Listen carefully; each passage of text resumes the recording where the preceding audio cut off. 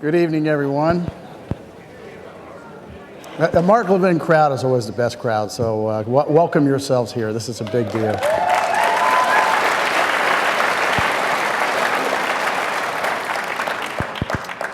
For those I've not had the chance to meet, my name is John Hybush. I have the honor of being the executive director of the Reagan Presidential Foundation, and it's my pleasure, thank you.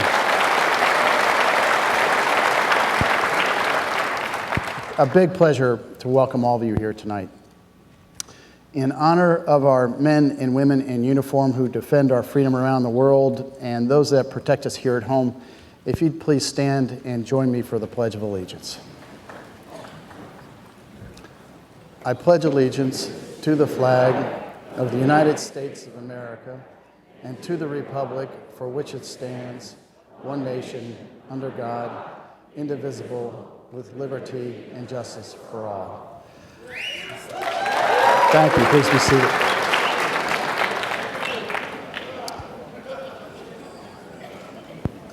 Before we begin, there's a number of special guests I'd like to just say hello to. They're in the audience tonight. And I'll start with our good friend Ed Atzinger. Ed is the head of Salem Radio Network, the massive and great communications empire. Thank you, Ed, for coming.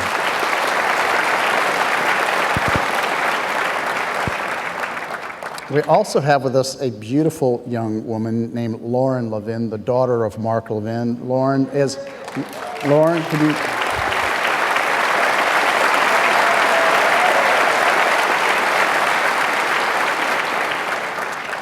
Lauren actually used to work for me for a summer. She traveled all around Europe during the Reagan Centennial and captured every moment of those celebrations on video. So it was great to have you with us, Lauren. I want to say hi to someone who couldn't make it here tonight. I know he'll be here next time when Mark comes, and that's Mark's son, Chase Levin. Chase, I hope you're watching us on the internet tonight because we want to welcome you here as well.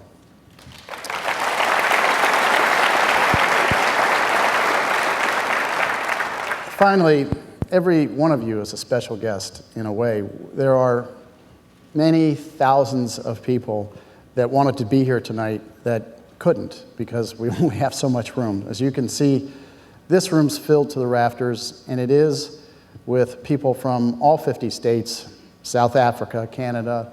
People come from a long, long way to see Mark.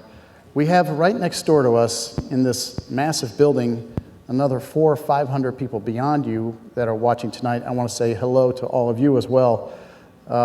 Mark, when he comes, he sells out fast, he sells out big, so you're the lucky ones, and welcome here.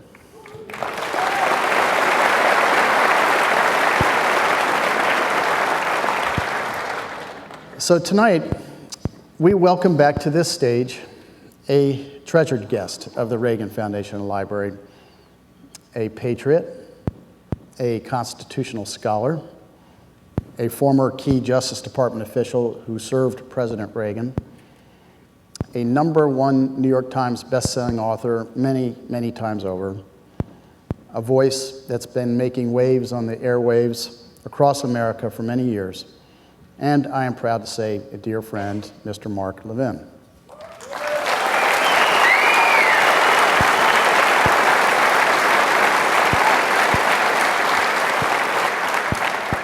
Now, I know you might listen to him just about each and every day as I do when I try to sneak away from my desk at work. But as you know, we don't see Mark often. When he does emerge from his bunker and travel to meet good people like you and sign his best-selling books, it's a rare occasion. Yet, each time he has come forward to take the stage, to take your questions and shake some hands or simply say hello to you all, he's chosen the Reagan Library as one of his few places to do it. For that, we are thankful, and Mark, we are deeply honored to have you here.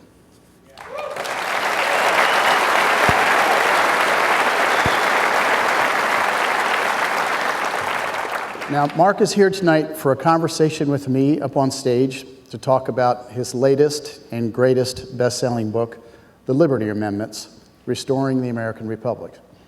He's also been kind enough to agree to take several questions from you when I'm through, so hold on to your hats, as I know that will be fun. So, speaking of hats, I wear one on my head tonight that allows me to make my introduction of Mark very brief. That's because the expression on the hat, I see a number of you are wearing it as well, says it all. It says, "I stand with Mark Levin." And I truly do.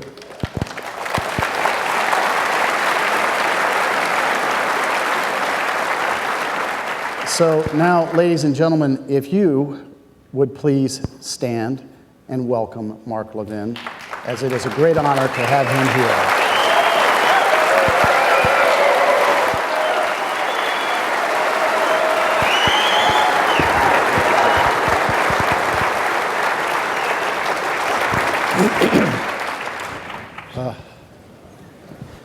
Well, Mark, welcome back to the Reagan Library. You know, first of all, I want everybody to know what a wonderful human being, patriot, and person John Heybush is, and a dear, dear friend. And I want to thank you very much. If we can give him a hand, please. Just an extraordinary human being who he and his staff make this magnificent facility function, and it is an honor to be invited every time to the Reagan Library. I wouldn't miss it under any circumstances.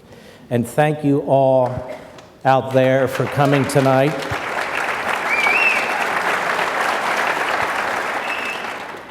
I have the best audience in radio and the smartest audience in radio.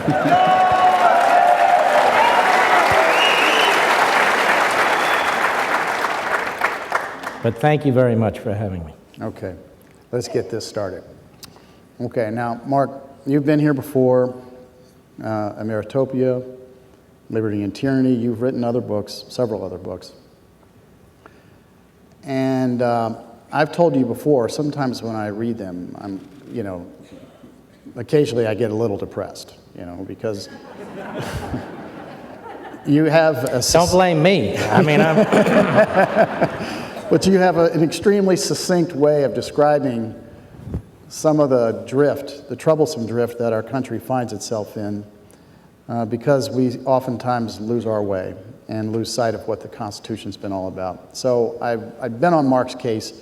He certainly didn't write this book because I've been bugging him. I think it's been bugging him for years, but I've always asked myself and Mark, what do we do about the situation?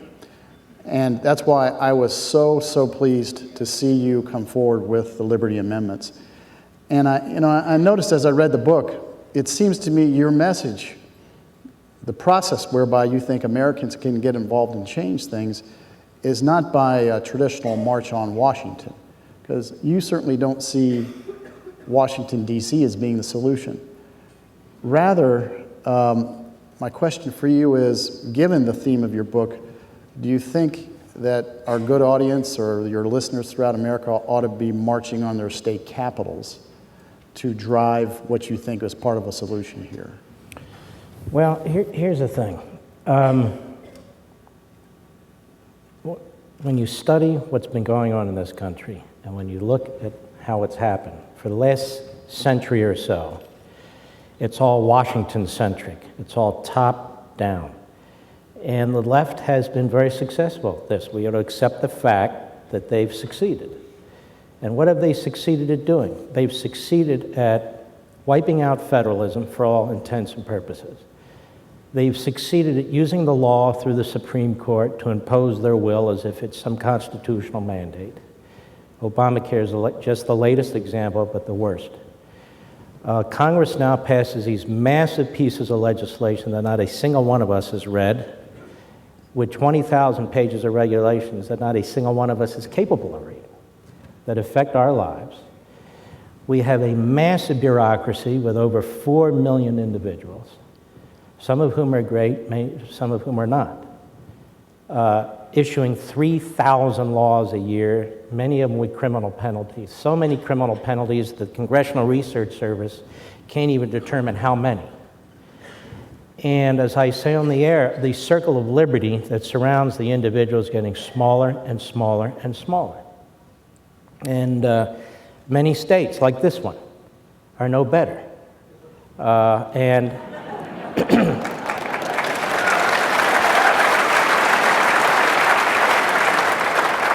but the framers understood this. The framers understood that humans are imperfect and these institutions are imperfect. And so what did they do about it? They created a constitution that creates a matrix of institutions and authorities for imperfect people and imperfect institutions. And they thought the worst possible threat that faced this country or any country is a centralized government with concentrated power, whatever the form. You can read Adams, you can read Jefferson, you can read Madison, Mason. All of them talked about the same things, and they weren't the only ones. They took it from John Locke and Montesquieu and others, excuse me, and that's why we have three branches of government. They didn't sit there and think that up. That comes directly from Montesquieu. That's why they talked about a civil society. They didn't think that up. They came from many philosophers, including Locke. And so what these men did in Philadelphia in 1787 is they looked throughout history and human experience, men of faith, and they decided to create a nation under our Constitution. If you look at Washington today, it's a long way getting to your point, but if you look at Washington today, it's not a federal republic because the states that gave the federal government birth have almost no say in its behavior today. In fact, they live at its behest. It's not a constitutional republic because I can go through the Constitution, and I do to some extent here, in which major chunks of the Constitution have been eviscerated. And when a president says he's going to fundamentally transform America, he doesn't have the authority to fundamentally transform America under the Constitution. When you look at what the Supreme Court's been doing in its decisions, piling one personal opinion on top of another, telling us it's precedent, and there's nothing we can do about it, there's no recourse, that's not a representative republic, so what is it? I don't know what it is, but it's not a constitutional republic to a great extent anymore, which is why I talk about restoring the American Republic. We have to accept the condition of the nation in order to address it. Now, given that, other than a handful, which politicians are even talking about this? Almost none of them. Almost none of them talk about the Constitution. Almost none of them talk about federalism. Or if they do, it's a throwaway line, it's a platitude. Almost none of them talk about what do we do about a Supreme Court that imposes where you have one justice who moves in one direction or the other, and all of a sudden that's constitutional credo for the rest of time without any recourse. Jefferson is spinning in his grave over this. And other aspects of this. So you have to ask, well, what do we do about this? Well, you can elect more people and send them to Washington. That doesn't seem to work very well. I'm not opposed to it. Fight them in the primary, send as many conservatives as you can. I don't preclude that at all. I'm just not sure that's a great answer. We can rally. I've been at these rallies. I've spoken at these rallies. They laugh at us because what do they figure? What are we going to do about it? In 2010, there was a major election. Has anything changed in the leadership of the House of Representatives? Nothing, from my perspective, or nothing that's going to address what's going on. So we basically have the statists in one party, and in many respects the neo-statists, as I call them, in the other party, who are relatively status quo, relatively comfortable with what's going on, and really don't want to address any way of breathing life back into the Constitution and into civil society. So we have to ask ourselves, do we really want to accept this? Is this inevitable? I mean, the trajectory is obvious. This magnificent institution is built around a man who for 8 years fought this and rejected this and spent his life talking about it, articulating it. And that's 8 years. And then after those 8 years, they lurch back into the same direction. His party does, my party does. The other party lurches extra hard when they control both houses of Congress and the presidency. So I just see us going in one direction. So where do we look for answers? Well, I mean, apart from faith and apart from cultural issues, for governmental answers, we have to look at the Constitution. And the framers were so brilliant, they thought this day might come. I write this book to give attention to what they did, not to substitute what they did with Mark's opinion. And in Article 5 of the Constitution, there's two methods for amending the Constitution. The first method, which has been used for the Bill of Rights and 17 other amendments, and the other method they put in there is a special method. To quote George Mason, 2 days before the end of the Constitutional Convention, September 15, 1787 in Philadelphia, should the Congress become oppressive, there must be a way for the people to respond short of violence. And he insisted on that second method for amending the Constitution. And it was unanimously adopted at the Constitutional Convention. And then that document went to the states for the state ratification convention. And if you look at the Federalist Papers, not just Madison, but Hamilton points to that provision in Article 5 to try and assuage states who weren't sure whether they were going to ratify the Constitution or not, among other things. They point to that, and they say, we don't really know what you're all worked up about, because if the federal government gets too tyrannical, you have this power, states, collectively, 2/3 of you, to call a convention to propose amendments, not a constitutional convention, a convention to propose amendments, and 3/4 of the states can ratify. But before we get into how difficult that is, I just want to make the point that a lot of people, constitutional convention. No, it's not a constitutional convention. The Constitutional Convention occurs every time the Supreme Court meets. The Constitutional Convention occurs every time Congress meets. The Constitutional Convention occurs every time the bureaucracy puts out 3,000 laws every year. The Constitution's being churned and churned and churned and churned. And what I'm talking about is the method that the framers gave us, not some extra or unconstitutional method that is taking place today. And I start from the premise that we need to change a lot of the decision-making authority, as the framers would have intended, from what's going on today back to where it was supposed to occur. And I'm going to get into later, depending on the questions and so forth, or on my own, why we shouldn't fear this process and so forth. But I find people who defend the Constitution today, many of them aren't defending the Constitution. They're defending the status quo, what's going on today. I'm defending the Constitution. I'm trying to get it reestablished. They are defending what's going on today, which is something other than constitutionalism. So, you know, I'm trying to get people to think about this, to talk about it, to argue it, to debate it, the way the framers would have, the way the framers wanted us to, and it is the framers who came up with this idea, not me. And what I do in the book is I propose 11 amendments. Not that they're not chiseled in granite. It's not, oh, Mark's got 11 amendments, so they're going to be adopted. It doesn't work that way. If you have a convention for the purpose of proposing amendments, they will consider certain proposed amendments. What I'm doing is saying what's possible. And by the way, I'll get to it later, why the left cannot hijack, quote unquote, the convention process. We'll talk about it as you wish, but that's the theme of the book.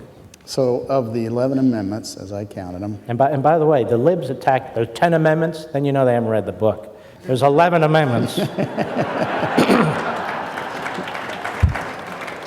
of them are in one chapter, and I see these people criticizing me. Oh, look at this 10 amendments. Okay, great. Anyway. All right. Well, I counted 11. And I noticed they range from everything from term limits for members of Congress,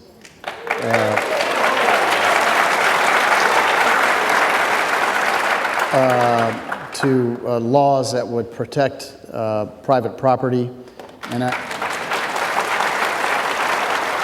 I know you're going to say this is an unfair question. I don't care. I'm going to ask it anyways, and you have to answer it. And that is, if this convention, if only one of these amendments could survive, if one made it all the way, which do you think is the most important of all those that you've recommended? Well, it is a difficult question because there's a lot of, these amendments are written one to fit with the next.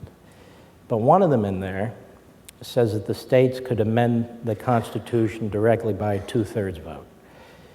I figure if the Supreme Court can amend it by one justice, and if the president can amend it by refusing to comply with the law, and if Congress can amend it by writing Obamacare, then what the hell? 2/3 of the states, that's pretty tough to get, should be able to amend it directly. And the question might be, well, listen, Mark, that's all well and good. But if the Congress and the federal government's not going to adhere to the Constitution today, why would they adhere to these amendments if you pass it? Anybody have that question? I'm ready for you. The answer is the decision-making authority for most of these amendments is taken away from the federal government and given to the states. The states will make the decisions, and it doesn't matter if the federal government listens or not. The states won't have to listen to the federal government because it's the states that will make the decisions. I don't believe in nullification. Some of you may and so forth. I reject nullification, particularly when the left nullifies my Constitution. And that's pretty much what they've been doing. So, you see, in Ameritopia, I explain it, the left despises the Constitution because the Constitution limits them. The Constitution prevents them from doing, or supposed to, what they do. It puts all these barriers in the way and these checks and balances and all these stupid states are in the way and all the rest of it. So they reject the Constitution. And so it's our job, my job, other people's argument, to keep bringing it up, keep arguing for it.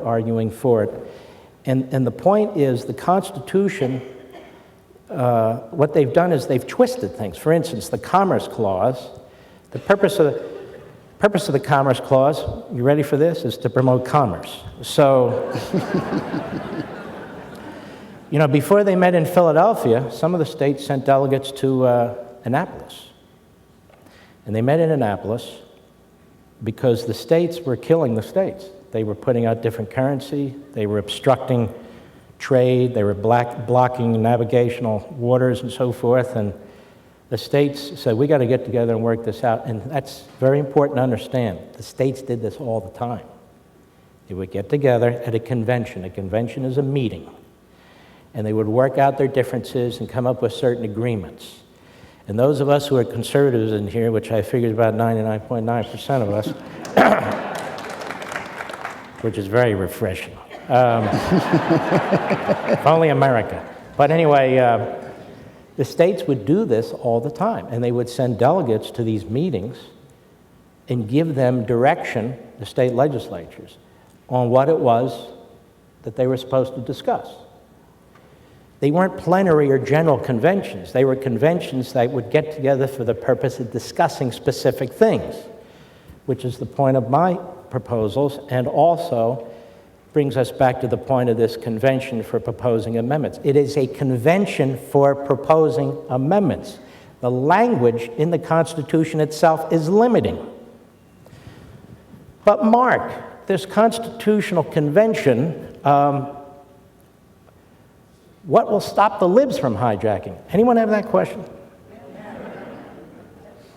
You have an answer? The state legislatures choose the delegates.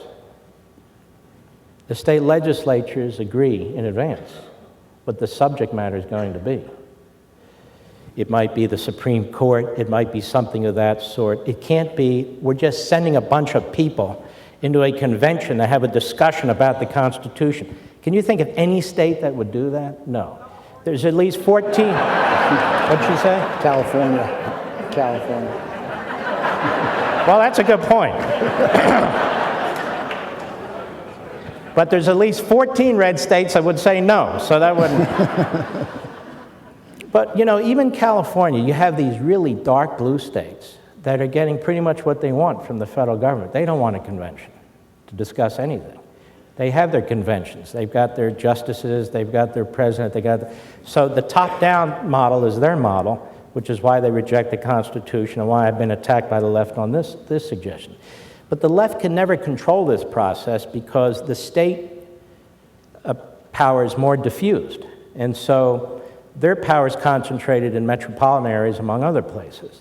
So yes, you have states with heavy metropolitan areas and so forth that will be difficult, but you have a lot of states that won't. 27 state legislatures right now are Republican. 5 of them, 5 state legislatures are half Republican.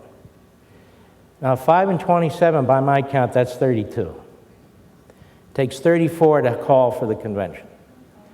Now, we haven't even started. We're just starting to talk about this. So I don't want us to say, oh, Mark, this will take forever. That's the other thing that drives me nuts. The liberals never stop. They just are at it, they're at it. 100 years, they want health care, they finally get it, and what do they say? We're not done. We're going to do this, we're going to do that. So they have a 1,000-year plan, which is no plan at all. It's to take your liberty and property and centralize government, right? Do they stop? Are they going to stop? And if we don't get something in 3 weeks, what do we say? Oh, woe is me. What am I going to do?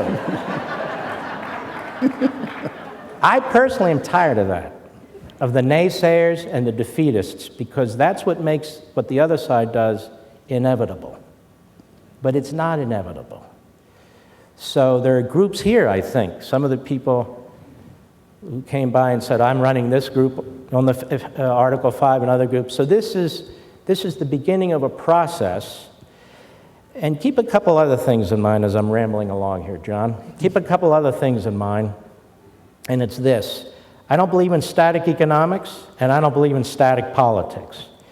This state 25 years ago could elect a Republican. Today it can't. I don't know what it's going to be 25 years from now, but what it is right now is unsustainable.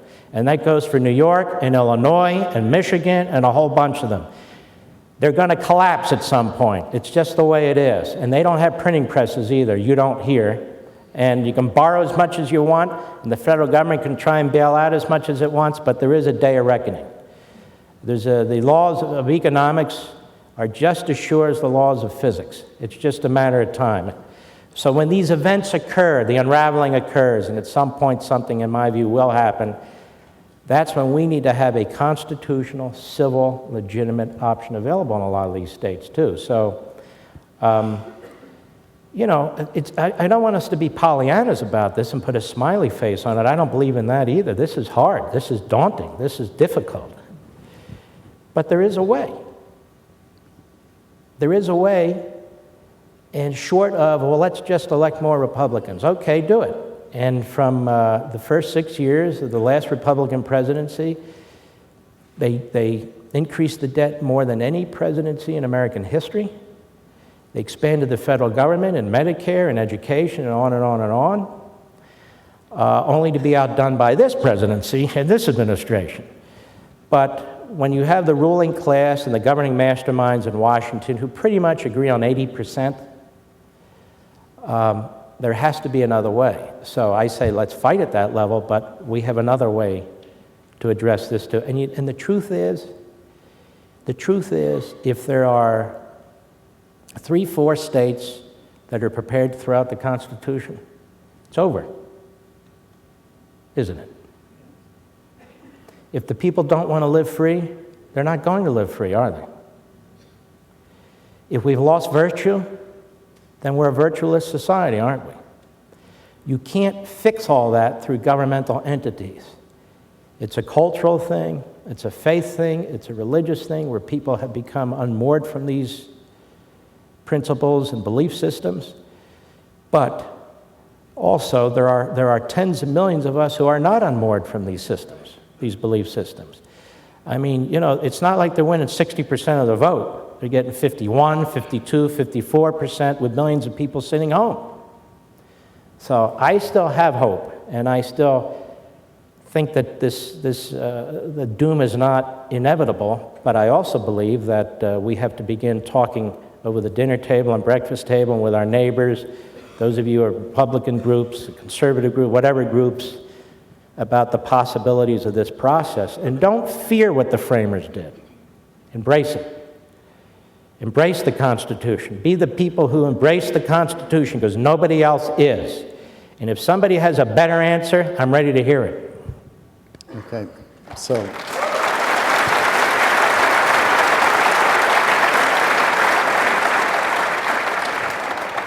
we have 1,500 people here. We have many thousands that are tuning in on our website, on your website. And you talk about this to millions of listeners Monday through Friday. Practically speaking, what would your advice be? Okay, tonight, go home, get a list of your state legislators and start writing.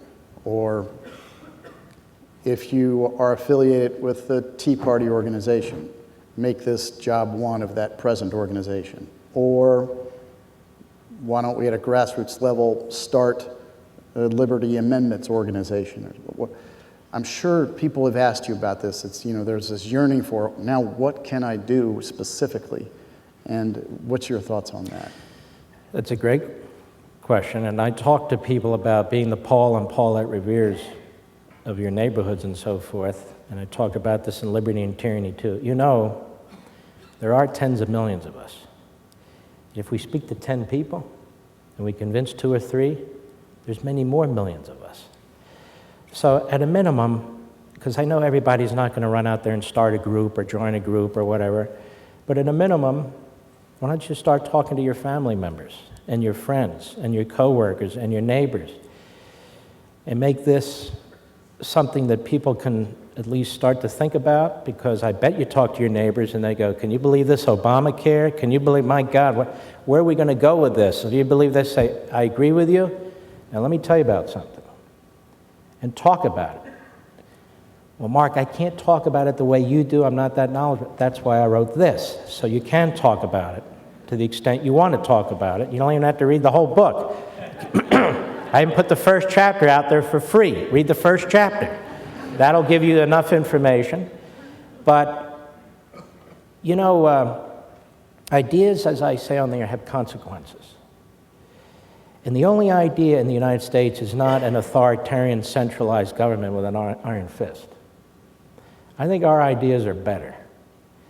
And I think when people better understand them, I'm not talking about the drones. The drones are the drones. You know a drone after you spend about 15 minutes with them, give it up. And just find somebody else who's willing to listen. These are people who are dug in ideologically and so forth.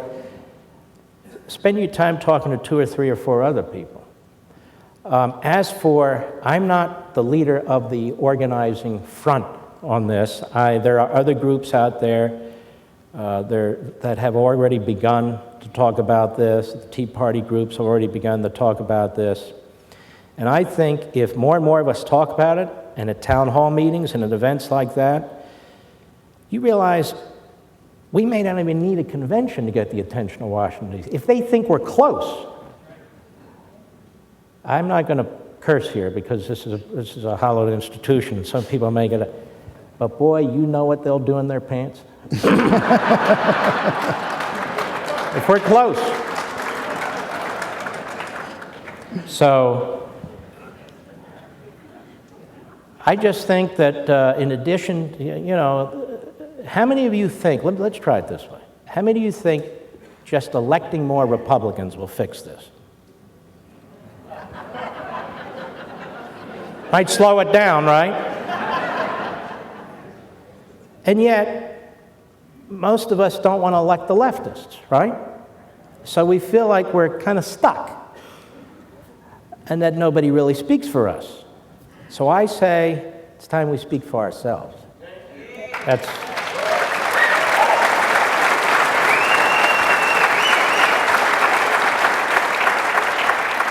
And you go into those town hall meetings and you ask them, do you believe in the Constitution? Yes.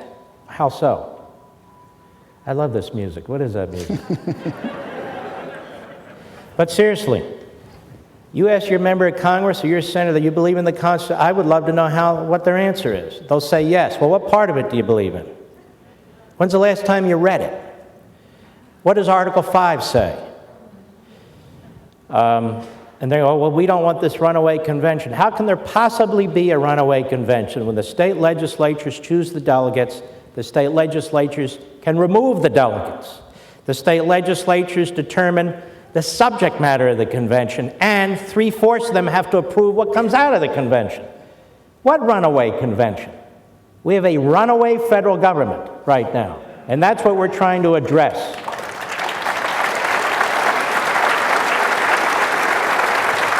The bottom line is, we the people have a lot of power. Yeah, it's hard when I talk to folks in the blue states, you go, oh my God, you about Jerry Brown? I do. I do. But every state is not California. And some states are on the cusp. And every state legislature isn't your runaway assembly here. We don't need 100%. And we're not going to get 100%. I live next to a state we call Maryland. It's every bit as crappy as the government is here. Maybe even worse, if you can believe that. So anyway, but you know what's worse than California, Maryland? The federal government. The spending, the borrowing, the taxing, the regulations, the whole thing. Worse than California, New York, worse than the worst of the blue states, and you're in one of them, is the federal government. And the problem is you can't escape the federal government unless you leave the country. You can escape your state, but you cannot escape the federal government. So this is aimed at addressing that. I can't predict if it'll be successful or not, but I can predict that we have a shot at it if we embrace our Constitution in the frame. One critic, who's a conservative who I admire, said, "Oh, Marx thinks he's James Madison." Folks, I don't think I'm James Madison. I just read James Madison. And I'm telling you what James Madison said.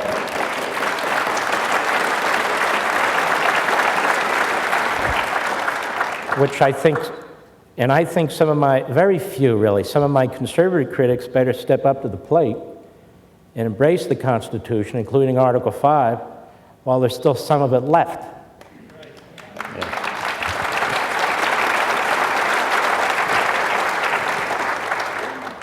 Okay. Did you answer your question? I don't even remember what your question was. No, you hit it. Enough of my questions. Let's go to the audience. He got 3. I'm sorry. If you have a question, if you'd raise your hand, but I ask one thing is just wait until one of our staff members that are in each of these aisles finds you with a microphone, and then you can introduce yourself and ask your question. And we will start with right over here. Be nice. Yes, my question is, we're getting a lot of people who are trying to get rid of the Obamacare program, and they're asking for funds and whatever. What are your thoughts? Can Obamacare be stopped at this point? Well, that's a good question. I run one of the groups that most successfully litigated against Obamacare until it got to the Supreme Court, and Roberts did what he did. And by the way, as a footnote to this, we're now told there's no recourse, it's the law of the land, and that's that. No, that's tyranny.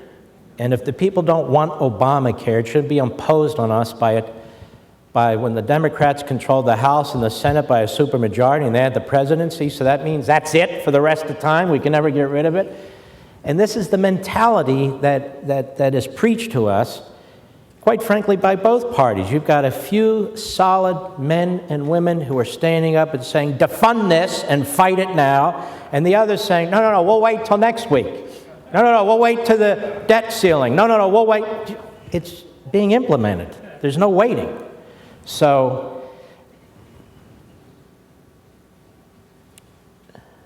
no, I don't.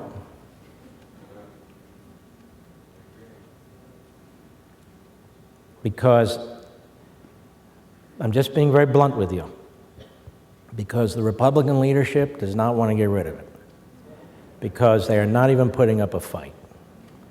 And they're beating up on guys like Ted Cruz who are trying to put up a fight. And it's disgusting. And in the House, Same thing. Now, I think we might, let me amend that. I think we might have a shot at it if we had a solid conservative president in the next cycle in both houses to lead these French Republicans in the House and the Senate to victory so they can see what victory looks like. But that might be the last shot. You're not going to get it. You know, you might win some side issues in the Supreme Court. We may win a big issue on religious liberty in the Supreme Court, but I don't know. But I don't see any avenue to get rid of it unless a solid conservative is elected president and leads a Republican House and Senate to do it. You know, a Reagan-esque type thing. But after the next cycle, it's in. I mean, there are fringes, but it's in. And the debate will now be, oh, it's not working. So you know what they're going to want to do, centralize it more, which is what they always do when things don't work. Sorry. Over here. Well, Mark, I was just wondering if you would consider expanding your audience and your message with this book and going on The Tonight Show, Good Morning America, or Duck Dynasty. With what? Expanding your audience. What was the last one? Duck Dynasty. I got to grow my beard a little longer. I wouldn't mind on going on Duck Dynasty.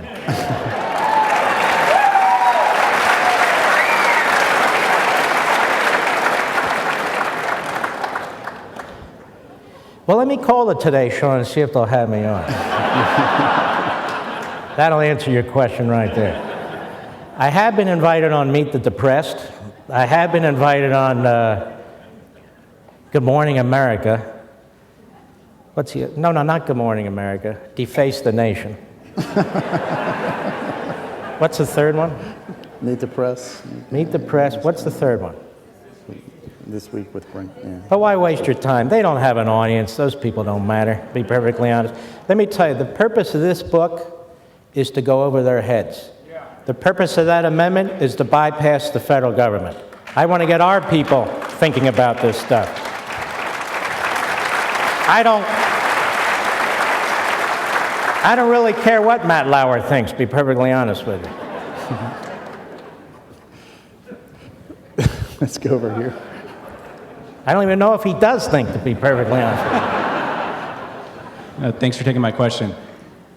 In your book, if I read it correctly, you have the $100 million cutoff for regulations for where the legislature can overrule that by vote, or have to approve it rather? Right. Okay.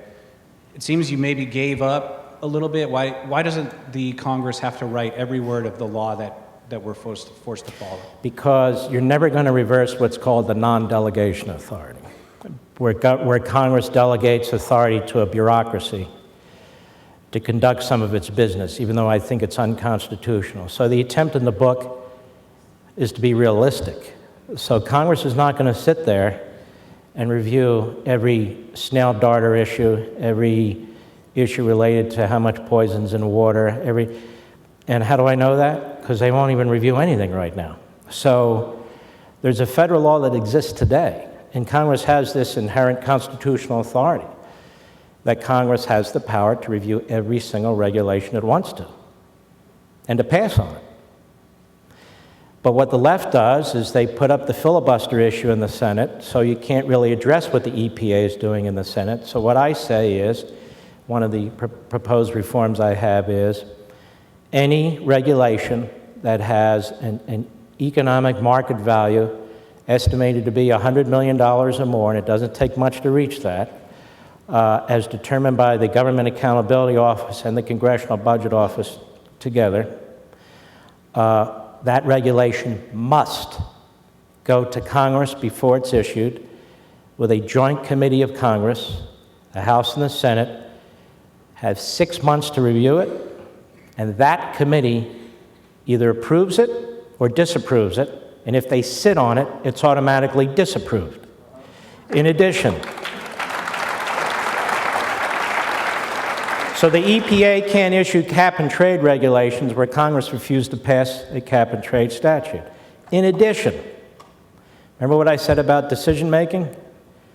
3/5 of the states have the power to override even that regulation or law if Congress issues it.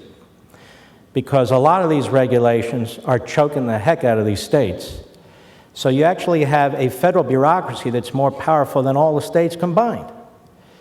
So the states would have the power within 24 months, these are just my suggestions, to vote by 3/5 majority to override any federal statute or any federal regulation with a $100 million effect.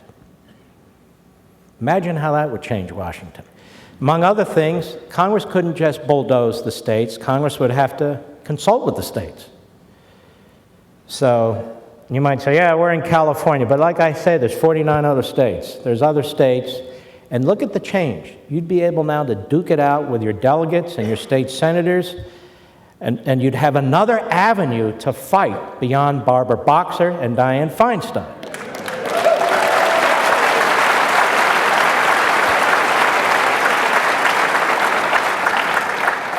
In my state of Virginia, as an example, when Obamacare was passed, our Attorney General, who's a great man, Ken Cuccinelli, and our state legislator voted to protect the citizens of Virginia from Obamacare. Our Attorney General was the first to go into federal court and fight it, and won, and our 2 senators voted for it. That's schizophrenia, isn't it? Something like that. And I have another amendment to deal with that. There's only 11. Libs can only count to 10, but there's 11. And one of them is to repeal the 17th Amendment so that the state legislatures can elect or appoint the senators. And I say in the book this would be the most difficult of all of them because people say, well, I'm voting for my senator. Well, you're voting for your senator to do what? Your senator is passing laws that give power to a bureaucracy to rule over you. And not to get too philosophical, John Locke made the point that no legitimate government can, or legitimate legislature, can confer its lawmaking authority to another party. And yet this is what Congress does, your point, but there's only so many things we can do about it. So this would be the most difficult battle, but it's the 17th Amendment, more than the Civil War, that eviscerated the states. And that was intentional, because in 1913, the progressives pushed a bunch of amendments, including the federal income tax and the direct election of senators. Why? Well, the federal income tax, obviously, they wanted your property. But the other one was to destroy the states. Woodrow Wilson wanted to destroy the constitutional construct in federalism, as did the progressive movement. Howard Taft promoted these things too. Theodore Roosevelt promoted these things too during the progressive era. And so the state was to serve as a buffer between the individual and the federal government. I want to address one point, because a lot of people watching are thinking, yeah, but the states. Let me tell you something. People talk about the Civil War in the states. There were good states and there were bad states. There was a bad federal government, and there was a good federal government. The Dred Scott decision, which helped precipitate the Civil War, came from what? The federal Supreme Court. The Fugitive Slave Acts, both of them, came from what? The United States Congress. When states like Pennsylvania were running the Underground Railroad, when blacks were escaping their masters in the South, not just the South, parts of the North, as a matter of fact, and going through Pennsylvania and other states, it was the federal Congress that passed 2 laws to try and stop it, the Fugitive Slave Act. So there's a mixed bag, and it's important that we relearn some of our history here. But the fact of the matter is, slavery is over. We're talking about what's going on today. The states and the federal government had some very serious negative behavior, troubling behavior when it came to slavery and so forth. But this isn't about slavery anymore. This is about who makes the decisions over individual liberty. Right over here. Well, first of all, Mark, I'd like to thank you for being here. We appreciate that. And secondly, I live in Northern California, so it's refreshing to be around a group of people that you can actually had some wonderful conversations today with a lot of great people, and it's intelligent people, and it's been very, very So what is it? It's refreshing. here in Irvine? Is that it, pretty much? I don't know. I'm just asking. I never knew there were so many conservatives in California. Isn't that Where have you amazing? people been hiding? But I think one of the keys to keeping the liberty that we do have is in freedom of the press. And they have abdicated their role to hold politicians accountable. How do we make them accountable to the politicians, accountable to us outside of re-electing a Republican? Because then they would do their job. What's the path to get the media to hold them accountable? I've got some really good news for you. The Boston Globe is bankrupt.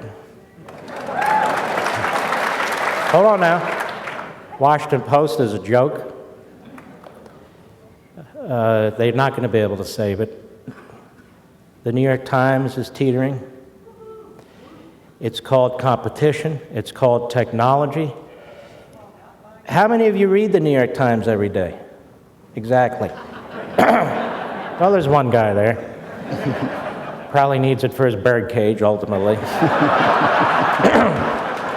But there's a big revolution going on in media right now, and the old media is losing control, and the old media is losing power. So if you watch the old media, it's very depressing. I don't watch it, so I don't get depressed. Just listen to me.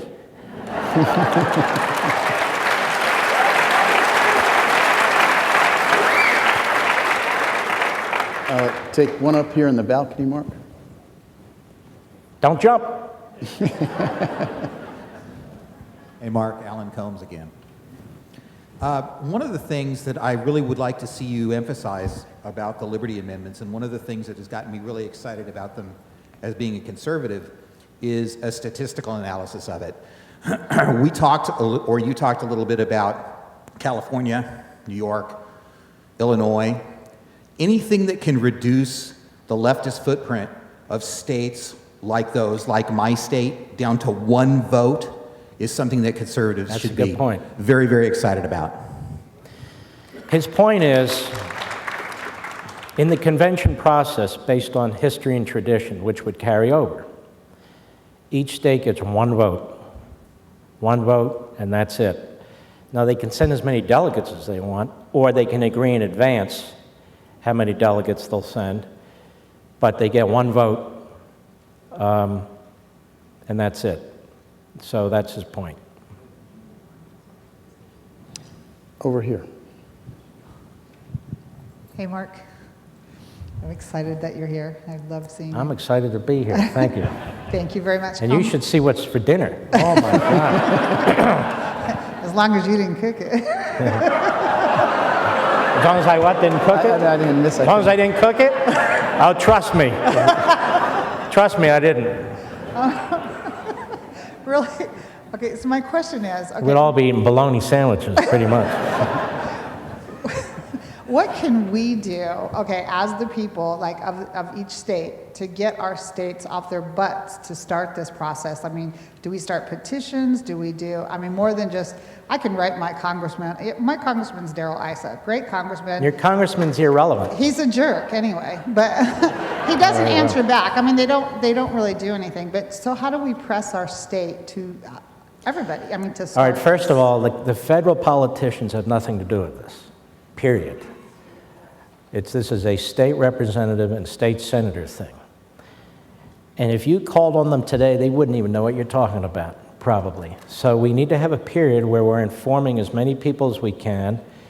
And you know, I can't expect every delegate, but for me, I mean, I would be asking them about them before I would vote for them. This would be, yes, I believe in litmus tests, and this would be one of the litmus tests. But we'll lose a bunch before we start to win some of these things. I should let you know, I think it was in the early 70s, late 60s, early 70s, this process got 32 states for a balanced budget amendment. It came 2 states short. And then it began to unravel. And it was led by Everett Dirksen. And it was the ballot budget amendment. I should also let you know that this is fly. How did Obama kill that fly? What the hell? I don't know how to kill these things. Anyway,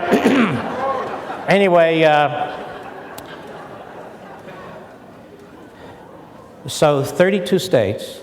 In 1963, as I explain in the book, Dwight Eisenhower gave a speech at a college, I don't even know if it still exists, called Defiance College, believe it or not. And he was so fed up with the Warren Court because he felt so betrayed. And he was so fed up with the massive bureaucracy in 1963. He said to the young people, I want you young folks to know that you have the power to fix this. And Eisenhower specifically spoke about this Article 5 amendment. Reagan referenced it several times, not as specifically as Eisenhower, but he made the point because he desperately wanted this balanced budget amendment. When we say balanced budget amendment, we mean taxing limits, spending limits, balancing requirements. And Congress wouldn't give them the vote. And back then, I think the filibuster required 67 votes or something like that to break it, and the Democrats were blocking it, and some Republicans. And he kept warning the Congress. He kept saying, you know, you keep this up, I'm going to talk to the people in the states about what they can do.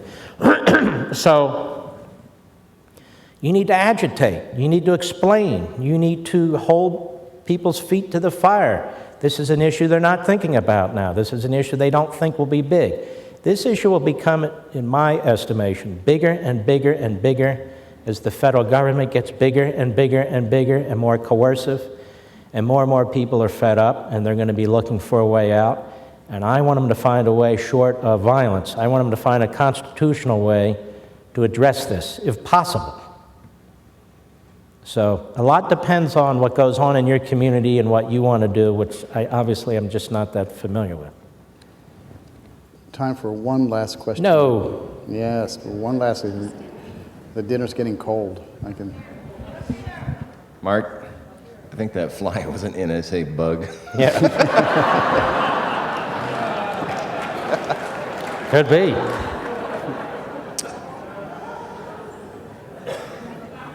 It seems the purpose of your book, the object of your book, is freedom.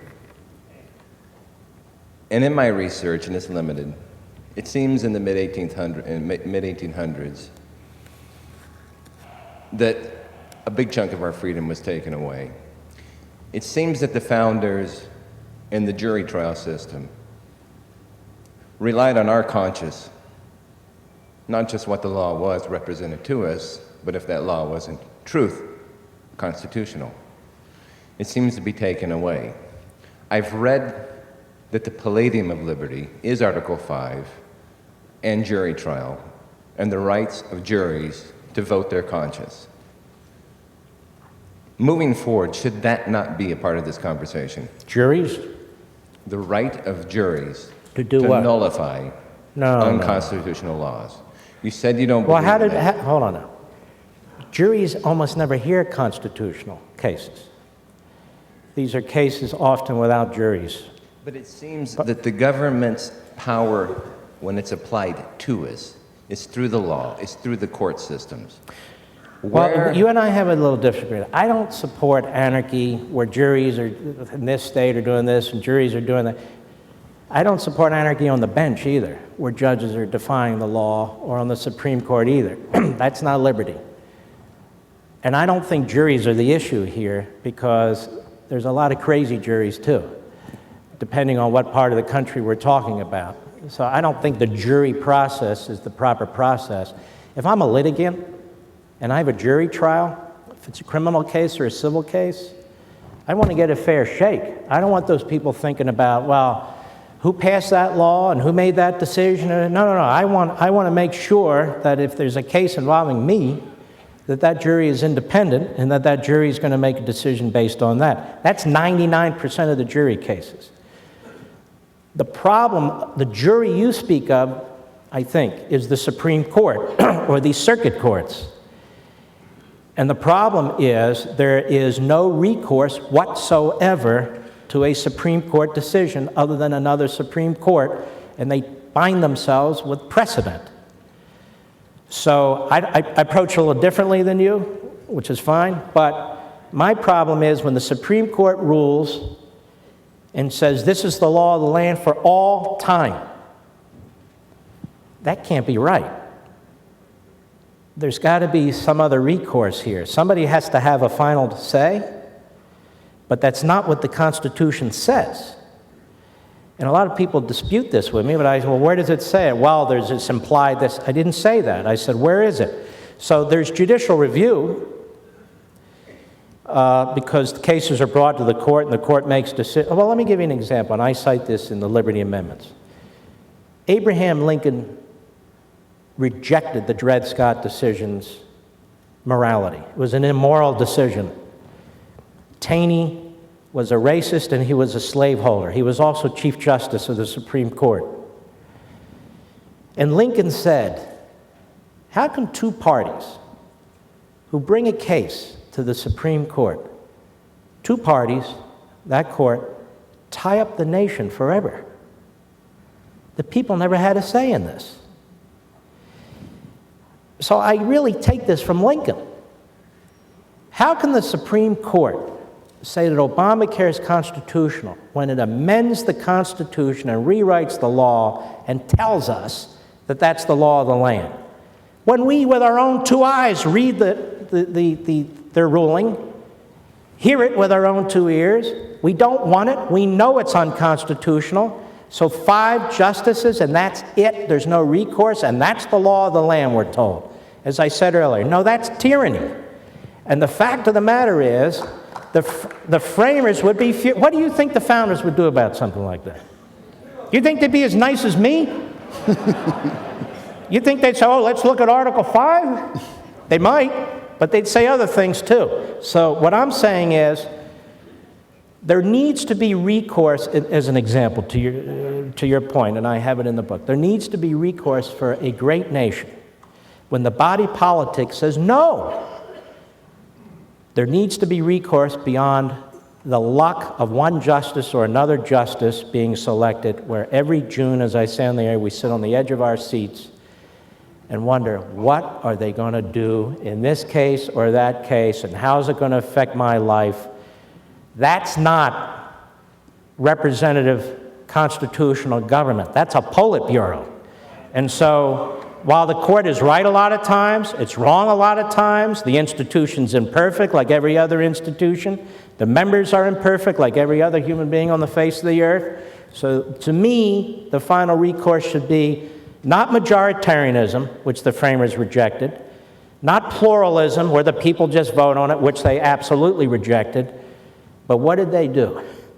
The states, where 3/5 of the states, and it's hard to get 3/5 of the states, would override a majority decision of the Supreme Court, expunge it, not amend it, not rewrite it, just end it.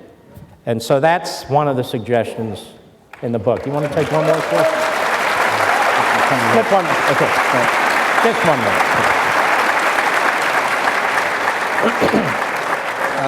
more. Last question right here. Mark, thank you for the book and your ideas. Well, unfortunately, he's first. I have a specific question for those of us here in hyper blue California. Move. It's good. It's great that 34 other states can do this. But where do we channel our energy here?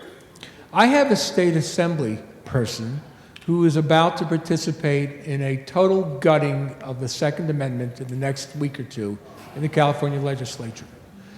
This person will not be receptive to anything that I have to say. And many people here might feel disenfranchised, like I do. How can we put your ideas into action in California? How many other states are there? 49. Right. Yeah. And our banking system works how? How does our banking system work? Nationally. Uh-huh. Can you write checks out of state? Yes. Can you participate in events out of state? Yes. There you go. Go to this.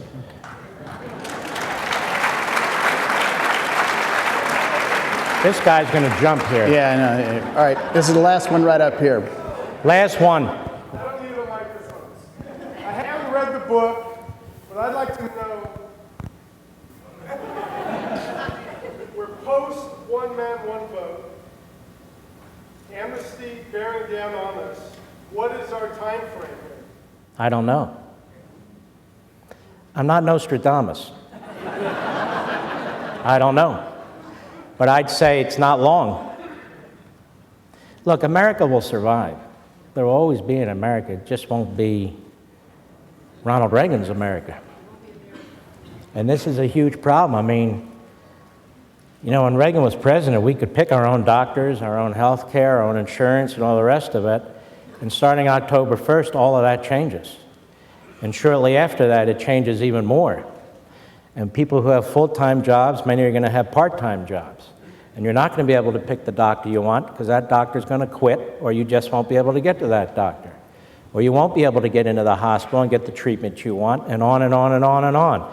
And what Obamacare does, it gives the government control over you.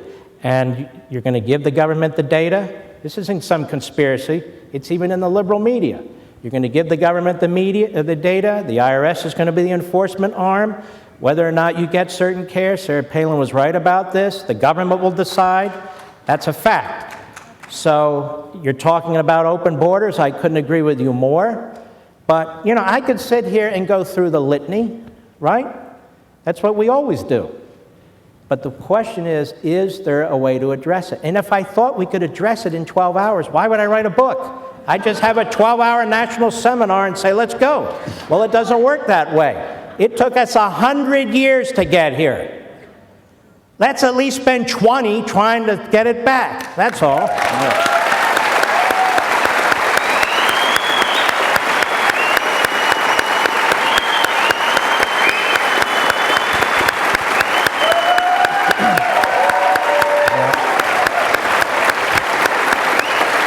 Dinner time.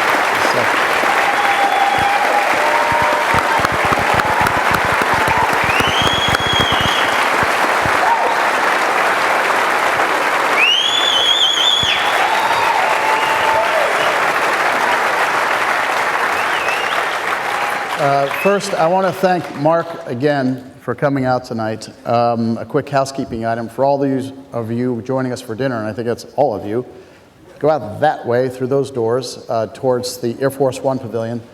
But it's a tradition at the Reagan Library for us to leave our distinguished guests with a gift. In this case, the gift I thought originally of giving to Mark would be one of these great hats, but I couldn't give it to Mark because it says I stand with Mark Levin, and he is Mark Levin, so he can't stand with Mark Levin. But speaking of President Reagan, we got Mark A box. a different kind of a hat. Oh my gosh. Are you kidding me? This is the one you're looking at upstairs. Oh, my God. You were listening to me. That is a beautiful hat. So with that,